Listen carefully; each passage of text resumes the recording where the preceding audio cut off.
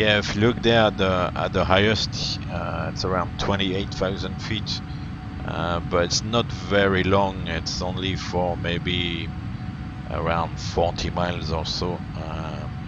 But then it's a slow, gradual descent until you get to the other side into China, where then it's much lower and you can actually go down to 10,000 feet.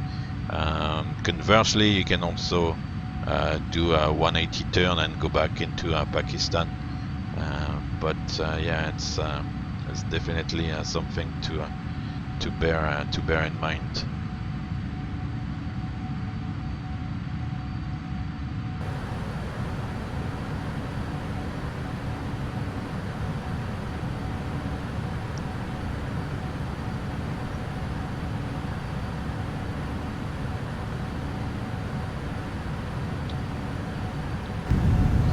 Weather has improved now, it's all clear around. WRBX Global, like always, kind of gives you a bit of a mix of kind of drier areas and also with a bit of like vegetation around. There's obviously a river here, a long river. It looks quite nice. A city here, which I'm not really sure where it would be. So yeah, it's sometimes a bit of a mismatch in the scenery, but it doesn't look too bad here. Yeah, China livery.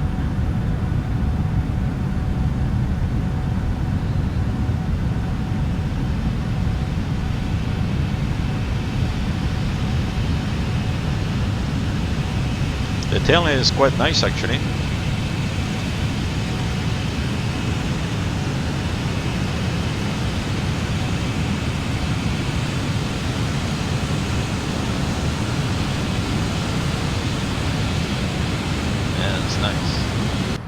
Right, so I hope guys the stream is making sense for you. I don't want to make it too complicated, but at the same time I try to do it like quite realistic. So please let me know if I ramble on too much, if I'm talking rubbish, if it's too complicated.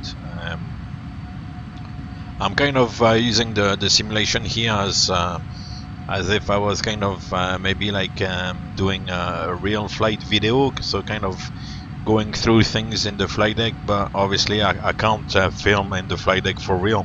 We're not really supposed to do that, so that's not really gonna happen. But I kind of try to transfer that into the simulation here. So yeah, if I'm too technical or if I'm talking nonsense, then please let me know. I'll try to clarify what I'm saying.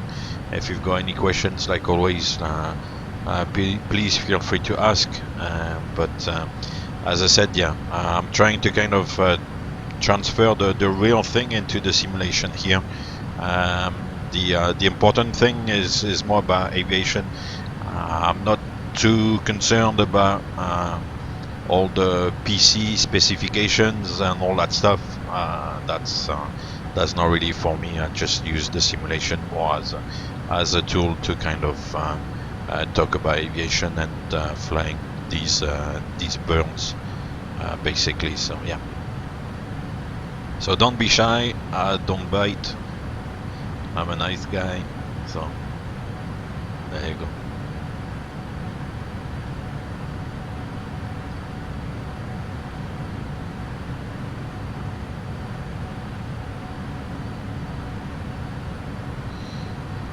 If we look here, hold on, let me increase the range. We can increase the range on the display.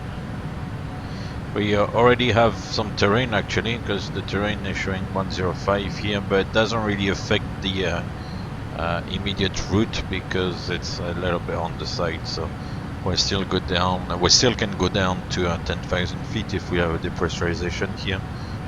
With no issues really, so that's good news. And then on the magenta line here, you can see the S/C. That stands for step climb. So at that stage, the computer predicts that the aircraft can climb to a higher level to be basically flying a more economical flight level according to the cost index. So we can actually, if we want, climb now. So we can set level 350, and once again, by pressing the altitude intervention button here, the altitude is gonna be updated here in the cruise altitude window and page there, and then the aircraft starts the climb as requested.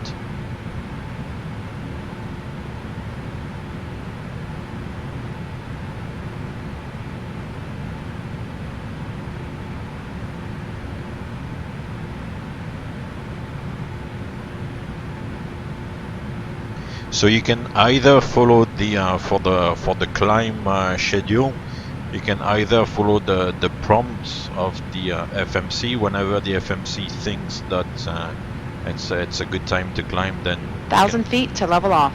You can climb. Otherwise, what's also suggested from time to time is also to kind of follow the profile given by the flight plan when you calculate the flight plan, because the flight plan also looks at the whole route, whereas the FMC, the way it calculates the recommended altitude is to look 500 miles ahead, but doesn't look further ahead. It looks at the forecast winds. So if you look at the route data there and the wind, you've got all the winds here. So it looks at all the winds which are forecast and turn into the FMC, but doesn't look further than 500 miles. So sometimes it will recommend the level and then ask you to go back down or go even further up, or it doesn't have the full picture, as when you do the flight plan, the flight planning software has the full picture for the whole route. So sometimes it's suggested to actually follow the profile given by the flight plan. Actually, this makes me think that maybe we can update the winds. So we'll see if it works. I'm not sure it's gonna work, but we're gonna try to upload new winds. So the initially when the FMC was initialized, it gave us 25, 27, 29 and 330. Probably because the initial cruise level was 290, so it kind of gives a couple of levels below and one above. So we're gonna update these. So I'll delete 25, I'll delete 27, I'll leave maybe 29 just as a reference. I'll put 35 up here, and I'll put 370 in this direction. Thanks for the follow. So we got 37, 35, 33 and 29. I'll execute these and then go back to route data and request the new winds. So we've got active sky in the background, so hopefully it's gonna give us new winds for the requested levels. We'll see if it works. I think I've done it maybe in the past, but it's been such a long time that I can't really remember. So the wind data uplink is ready, so you can clear the message here and load the new winds. And then you can see the winds there, prompt is highlighted, so we can look. And yeah, it's given us new winds for 37, 35 and 33 there. So yeah, it's updated the winds. Happy days. And the descent forecast uplink is ready as well, so we can go to the descent forecast page. That's the descent page forecast, and load them. And if they are different, they will change. If not, then they will remain the same. It looks like they're remaining the same, so no change on the descent forecast winds. If you try to update the descent forecast, like winds, maybe 1 hour after you did the initial FMC setup, the chances are the forecast is still the same, so it's not going to be updated. But if you update it a little bit later, then the winds may have been updated in the system. Like always with the FMC there, the manipulation I just did and the real aircraft will be done via data link, so we'll contact when within VHF range stations on the ground. I will send all the flight and wind data to the aircraft, and when we are outside of VHF range, then with satellite. So even if you're in the middle of the Atlantic or whatever, you can still get the information required, of course.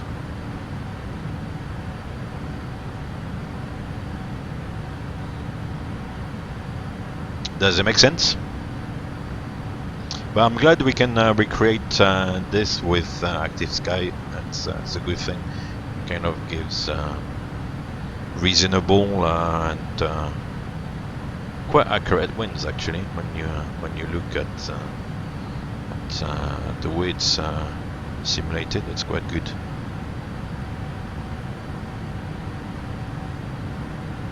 Nowadays as well, there's an app. It's an outside app. It's not really to do with my airline or any other airlines. There's an app called EWAS that kind of gives you the weather en route in particular.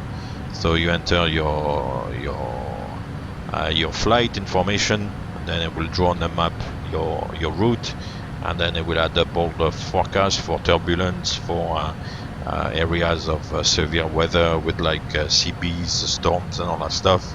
But it will also show you like the current observations done by satellite and all these good things. So you will see, for example, if you're going in tropical areas and there's like thunderstorms and stuff, usually kind of depicts the weather quite accurately on the map. And either, as I was saying earlier on, you can connect that to GPS, or otherwise there's also a simulated function. So if you enter the correct time and the correct wind, more or less, and ground speed, then the app will simulate the flight, so and move the aircraft along the route as you go along. So it's quite nice. Alright, so we don't have much around here. If I increase the range, yeah, further north we'll get close to cities of well, the airports as well, I guess, more than the cities. We get in the very north of Pakistan, you'll get Lahore, you'll get Islamabad, Peshawar. So these will be the kind of airports which would be usable if we are to turn back into Pakistan.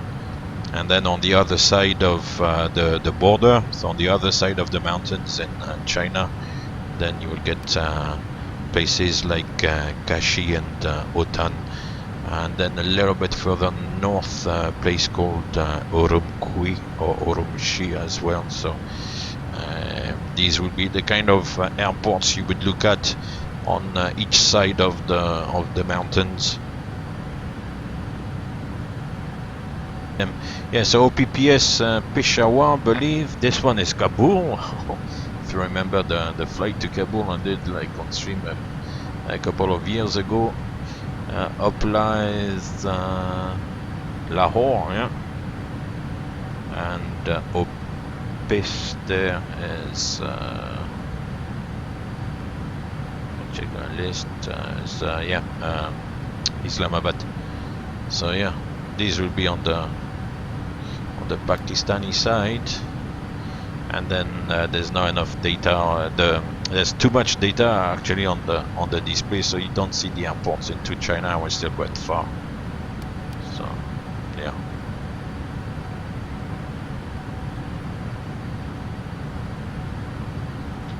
So I've got my phone as well next to me, because it's real weather data. What I can find on my phone for the weather will be also in the simulation.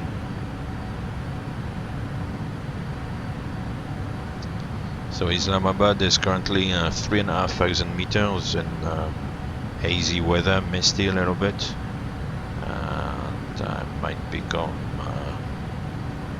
foggy, but much later on. So that's an airport we can use. Lahore is also about 3,500 meters, so it's a little bit misty, hazy as well, but otherwise it's not too bad. So these are two good airports we can go to in Pakistan, and then in Bhutan.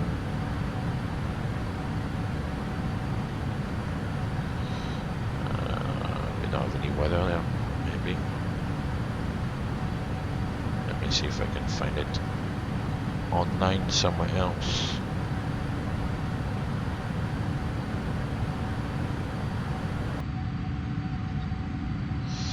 Oh yeah, here is -6.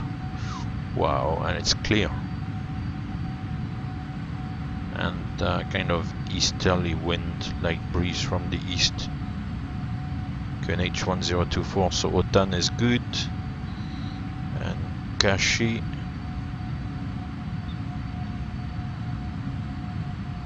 Variable 1 meter per second. So yeah, the weather report in China is the wind is reported in meters per second, a little bit like in Russia as well, for example. No significant cloud, -3 and 1027. That's Kashi, and that's pretty much what the forecast is actually. So yeah, cold places, a little bit elevated as well. Cold places. I'm a little bit concerned by the sun. I didn't factor too much time. I'll see how it goes once again. We have about half an hour to go to the first big mountain range. No, a little bit more, actually another hour. It might be dark. I might actually change the simulator settings back to something else. I know it's a little bit playing around, but I want to be able to see where we are going. At the moment it's not too bad, to be honest. Without like going too much into details, like we don't fly as much as we used to, so things are a little bit quieter. I mean, it's still busy, but not as busy as it used to be. So no, all good at the moment. January is looking good as well, so yeah, can't complain.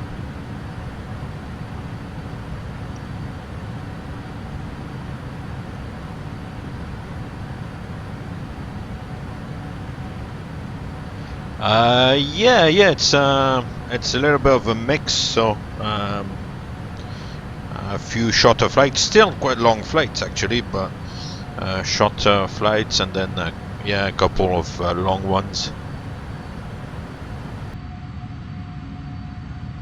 Yeah, it will be very nice indeed if there was an update to the 777. Yeah, definitely. Because I'm sure they could do much more with it. I'm not sure what the 737 update is like. As I said earlier on, I'm thinking of maybe trying to get it before the end of the year because of the current promotion on the aircraft itself, and also on FS2 crew. But yeah, there's definitely more potential on this simulation.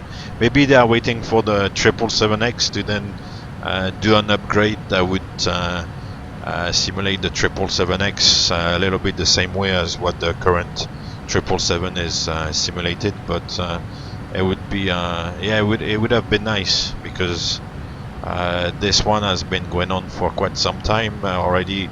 When it was FSX, then when Prepared came on the scene, they just basically transferred it. Yeah, maybe they did like a few tweaks here and there, but they didn't really you know, make it more immersive and more detailed. You know, they kind of kept it the way it was. So yeah, it would definitely be nice.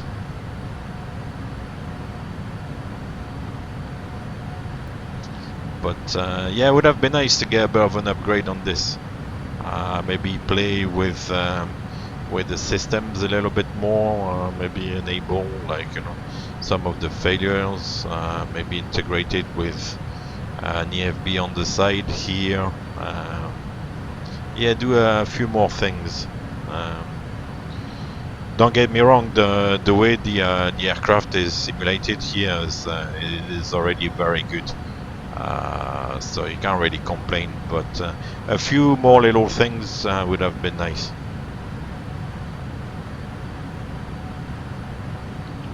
I mean, I can like reasonably like practice for like any simulator exercise you would do in real for training. You can reasonably like practice on this, and you've got, you know, you've got already basically the way the aircraft works with the autopilot. There, all the autopilot functions are there. Obviously, you've got the navigation database, so wherever you would practice in the world, you have all the procedures, everything in the FMC database there. So so that's also kind of helps. From a manual flying point of view, it's reasonable as well, so it doesn't obviously feel like the real thing. Plus, if you've got a joystick, I mean, it's not really that great. For example, for like an engine failure, I mean, I don't have the pedals. If you have the pedals, maybe you can play a little bit better with the engine failure practices or whatever, but I only have a joystick, so with the joystick it's not really working very well. But yeah, overall it's a good tool.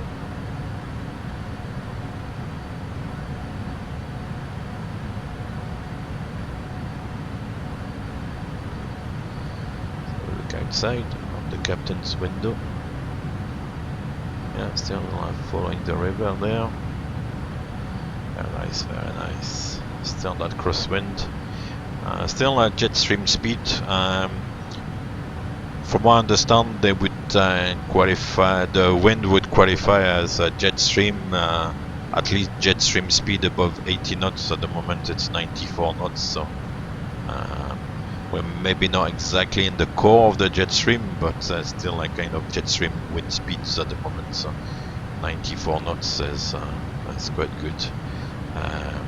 On the Twitter page, actually, I put like a photo I took a while ago of the navigation display of the aircraft with on the navigation display the wind arrow there with the wind speed. It was 166 knots, I think, right on the tail. So interesting photo, actually. So yeah, that's why also like the Twitter page is about a few things here and then. Before 777, I flew 737, so the simulation on the 737, the old version of the PMDG 737 is very good. Oh, there was a bit of wind drop there from 86, from 94. Sorry, it went down to 86, and the aircraft added up a lot of power, and you can see the speed there has dropped a little bit. It's down to about decimal 82, and it's meant to be decimal 32, so there was a bit of wind shear, maybe a few bumps that would be in real if there was a bit of wind shear like that. But looking at the simulation here, doesn't seem to be shaking too much, so yeah, we'll assume it's still smooth. Actually, I did up a lot of thrust, and you can see the thrust mode, although we are now in the cruise, is set to climb, I believe that's a setting that a lot of airlines use. If you use where is it? Menu, no. Thrust limit here is. Yeah, if you use, for example, cruise as the thrust limit reference for the cruise, and that will be one of the default values. The maximum N1 at the moment for climb is 100.2 on the N1, but if you go to cruise, it's only 96.5. So like in the case we had now, where like the speed dropped and the aircraft needed to add like thrust to keep the speed up, you would only have 96.5 instead of the 100 that's available with the climb thrust limit. So it's a little bit better if you're in the cruise and you get a bit of wind shear or a bit of turbulence, and the speed drops in particular, then it's a good limit to have instead of the cruise limit that gives you less thrust. It's good to have the climb limit even in the cruise. So you can also I think it's in the options, either when you download the aircraft here in PMDG, you can oops, turning, I thought there was a bit of turbulence there. Yeah, when you download the aircraft, the various liveries, then it will be set to the airline default values. But if you want to do it manually, there's also like an option. I think you go into menu, PMDG setup, and then work your way around. I'm not really sure what the exact way to get there is, but I know it's definitely there. So.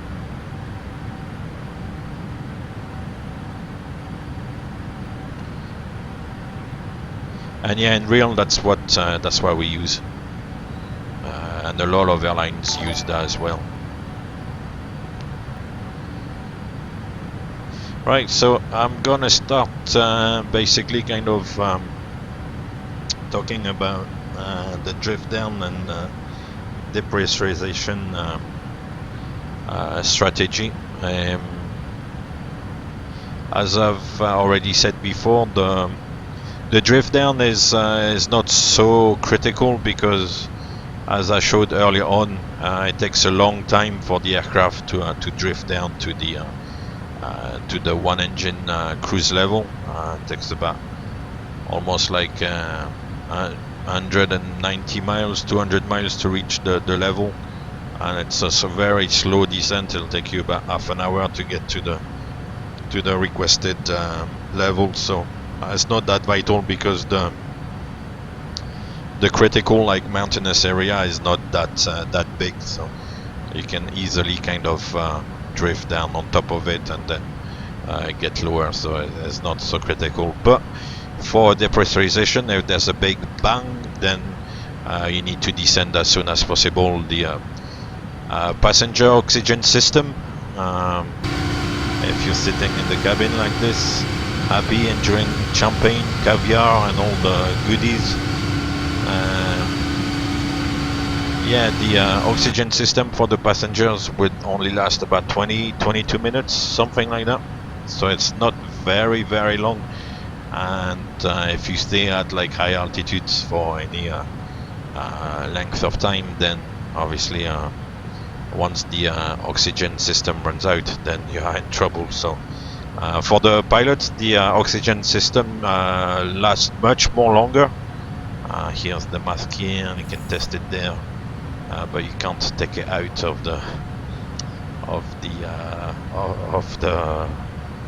the side wall there if you want. Yeah, the oxygen system for the pilot lasts much longer.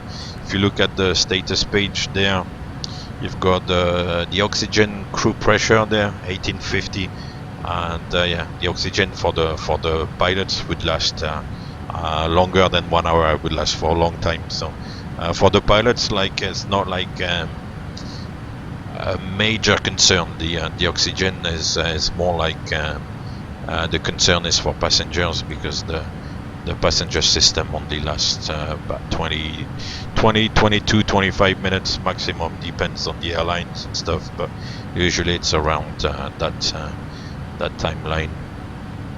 So yeah, basically you need to descend to 10,000 feet, which is considered like a reasonable altitude as soon as possible. But with the mountains, obviously it's a bit of a problem, because those mountains are very high and they are higher than 10,000 feet. So the way the depressurization strategy is built is that you kind of would go down step by step in accordance with the terrain. So on this route today in particular, it's one of the most critical routes in the world, to tell the truth.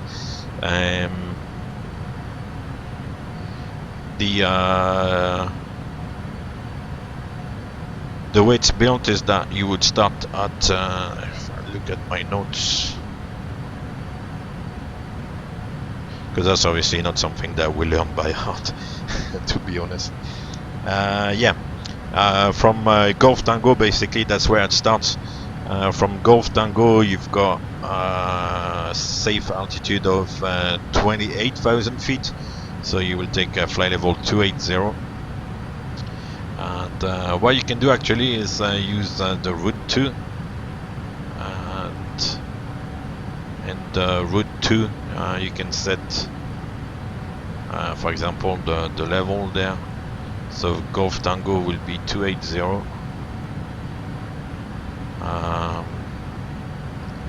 Then it's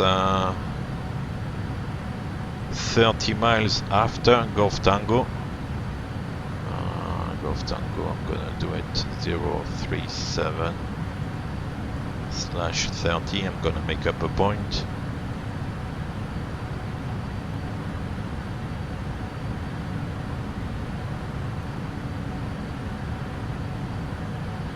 Yeah, at Golf Tango 30, then you can go down to 26,000 feet, or flight level 260. You can actually fly a flight level regardless of the local altimeter setting, because in the strategies there's like always like extra margin built in to take into account. Like gonna fly with the standard altimeter setting, temperature might be cold, all these things, so there's always an extra margin built into the system, basically. And then Perpa minus 15, so I don't know if we can do Perpa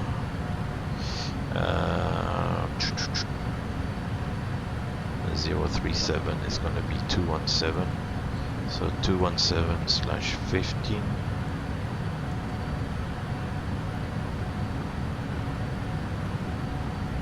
Then you can go down to 2260.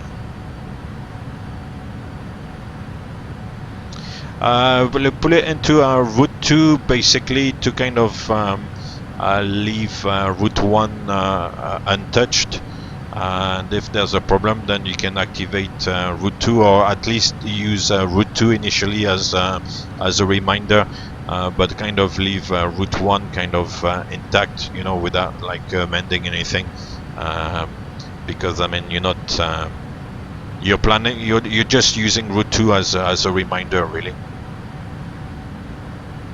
And then at that waypoint there you can go 226, set? Yeah, that was the notes, 226, and that goes until Perpa.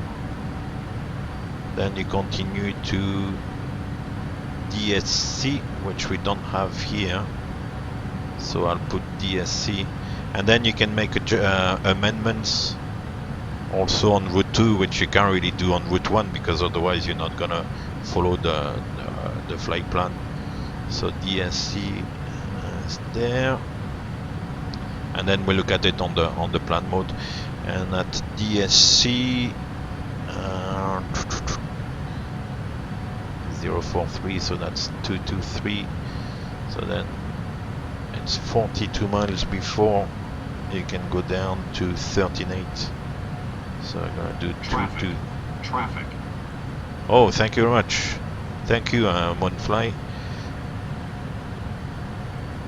DSC 223 and 42 miles. So 42 miles before the Delta Sierra Charlie VOR, then you can go down to 13,800 of level 138.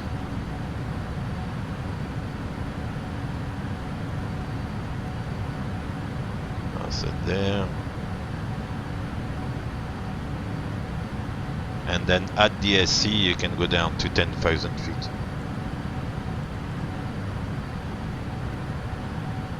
That's it.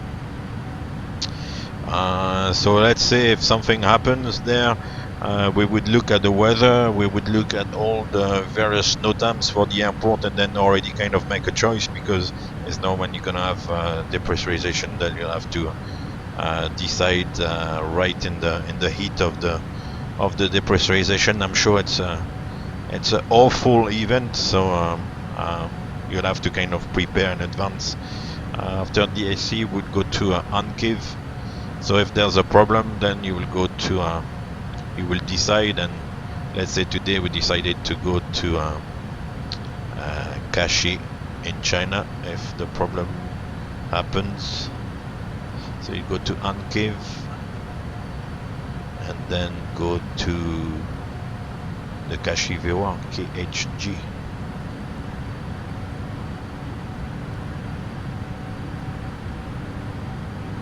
That's it. So yeah, by using Route 2, then I can also do these amendments and kind of use that as a reminder. So if we go on the plan mode there, as I say, from Golf Tango, then it starts there 280 until we get to Golf Tango 51, then we can go down to 260.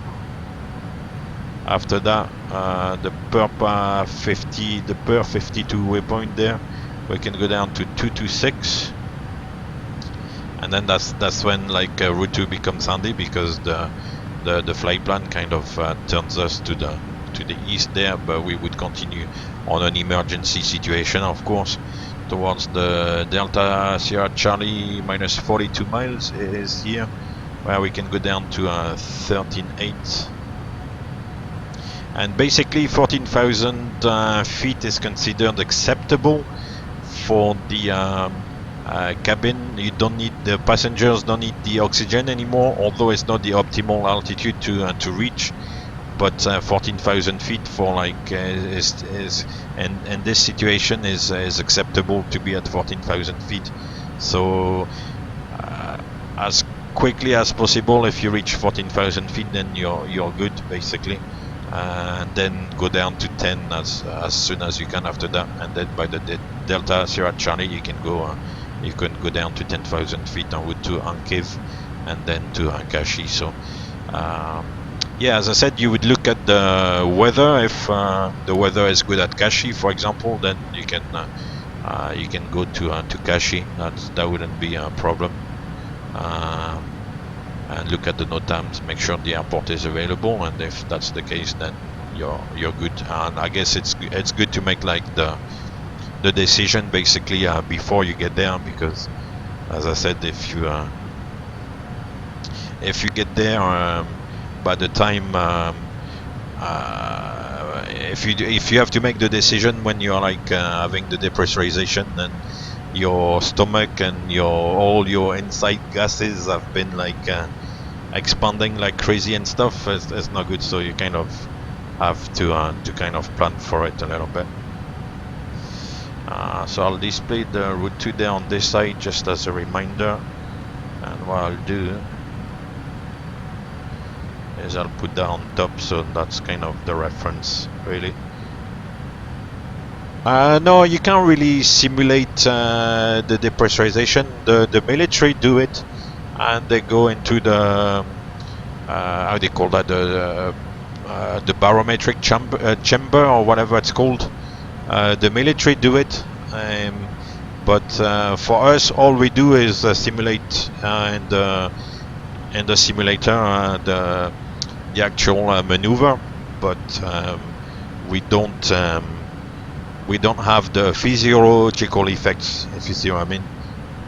Here's the start of the mountains there. It's amazing. It's looking very nice.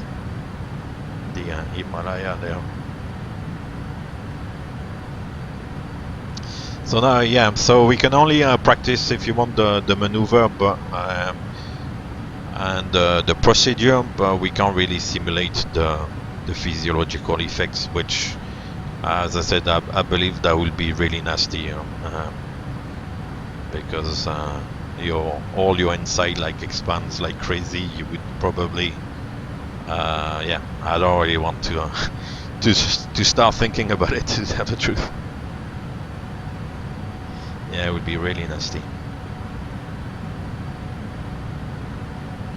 That's very much it. If nothing happens, then of course you stay on the flight plan route and kind of go along. If something happens, then bear in mind as well that it's a two-man crew, so the emergency descent, as we call it, is obviously with two guys. There's a bit of crew coordination involved. One of the guy will do the checklist, the other guy would fly the aircraft, and it's coordinated work. It's not just a one-man show, of course.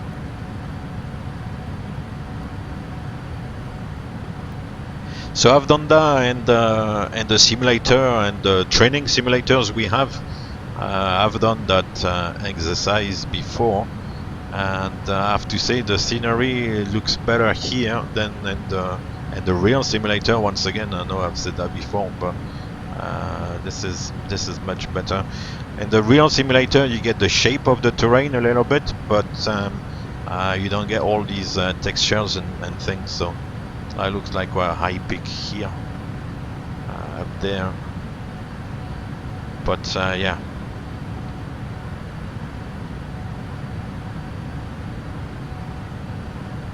Yeah, Iran is another place as well where it can be nasty because of the terrain there. If you go over South America, over the Andes, the Rocky Mountains as well, and in North America, in Europe, of course, you've got to be to kind of watch out for the Alps. If you fly over Turkey as well. A couple of areas in Africa as well. Where else? Yeah. So definitely a few places in the world. Greenland also. Yeah, you've got to watch out. Then if it's, as I said, if it's a more subtle depressurization, then might give you a little bit more time, might give you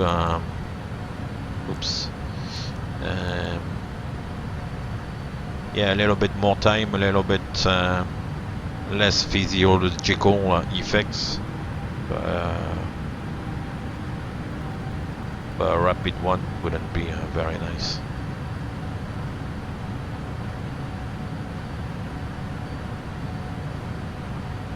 So the rapid descent, so the emergency descent, we should have it maybe in the normal menu here.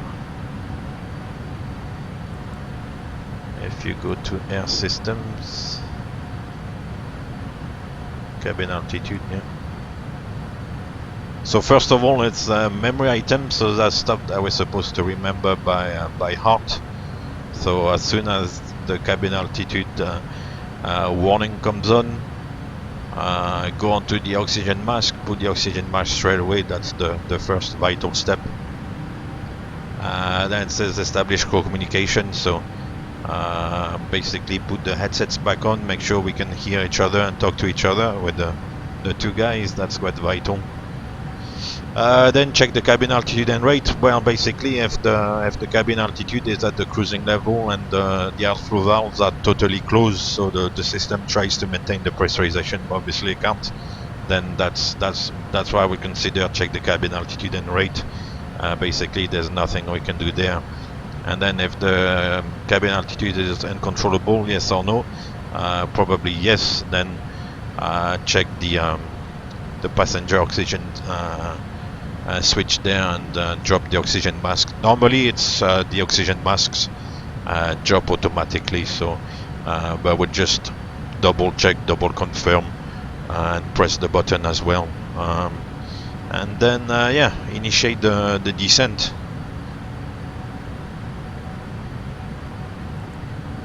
So move the thrust levers to idle, expand the speed brakes if structural integrity is in doubt. So in the simulator, at least if it's like a big BAM and it's a rapid depressurization, then we'll keep the present speed. We're not going to increase the speed.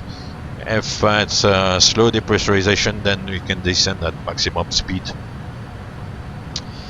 The way to cancel the warnings is basically to press this one, and normally it silences the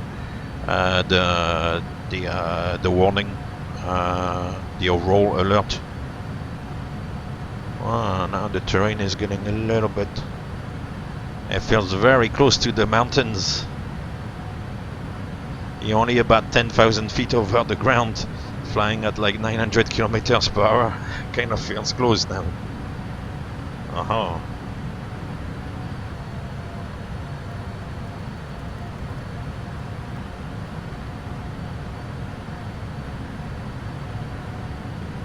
Right, so we're basically approaching the high area there. You can kind of, it's hard to tell obviously on the screen there, but you can tell that the mountains are not very far. We're maybe 10,000 feet above the ground at the moment, 12,000 feet above the ground at the max. And as I said, like flying at 900 kilometers per hour.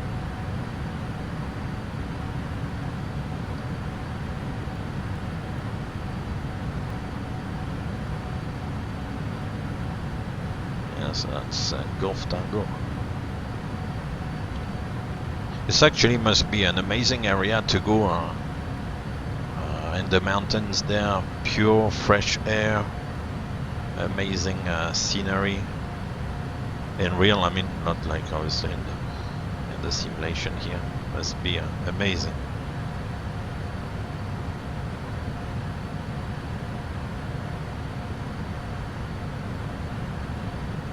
On the other side there.